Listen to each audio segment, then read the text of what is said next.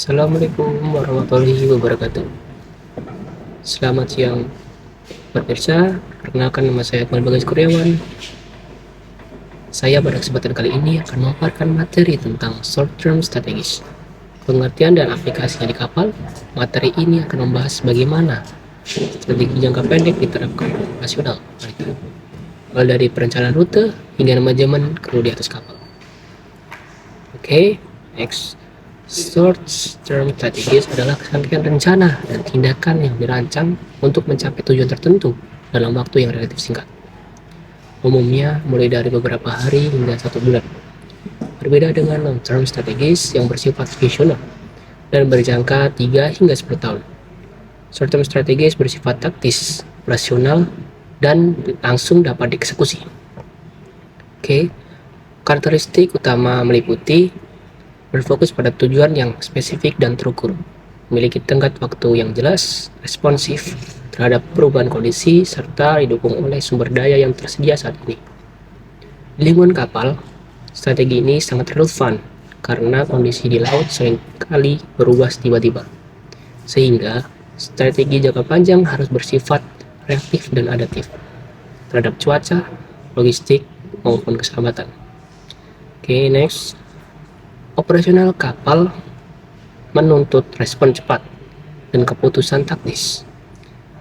Berikut saya beri contoh 3 penerapan nyatanya. Yang pertama, perencanaan rute alternatif. Ketika badai tropis terdeteksi di jalur pelayaran, perwira navigasi harus menyusun rute alternatif dalam hitungan jam, mencakup analisis cuaca, kalkulasi konsumsi bahan bakar, dan estimasi waktu tiba yang baru.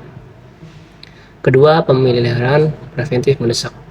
Saat ditemukan kebocoran kecil pada sistem pendingin mesin, kru segera mengaktifkan protokol pemeriksaan darurat dan menyelesaikan perbaikan dalam waktu 24 jam sebelum kerusakan luas dan biaya membengkak. Ketiga, manajemen kargo di pelabuhan.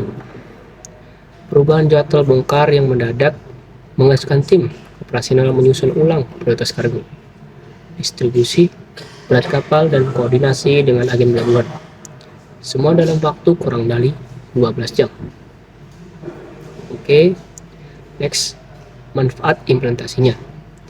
Penerapan short term strategis yang efektif memberikan 4 manfaat utama bagi operasional kapal. Yang pertama, keselamatan meningkat.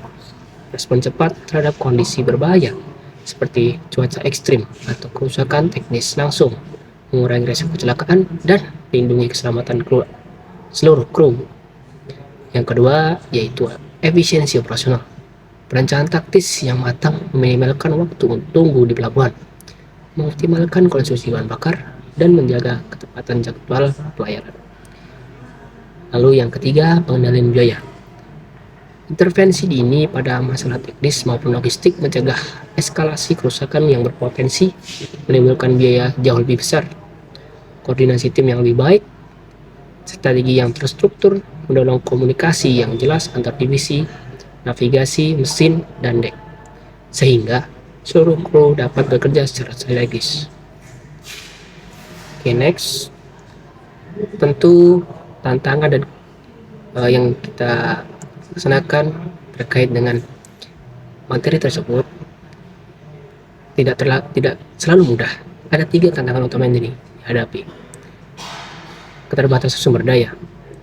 Kapal beroperasi dengan kru dan peralatan terbatas, sehingga fleksibilitas strategi kerap terkendala oleh ketersediaan manusia dan material di laut.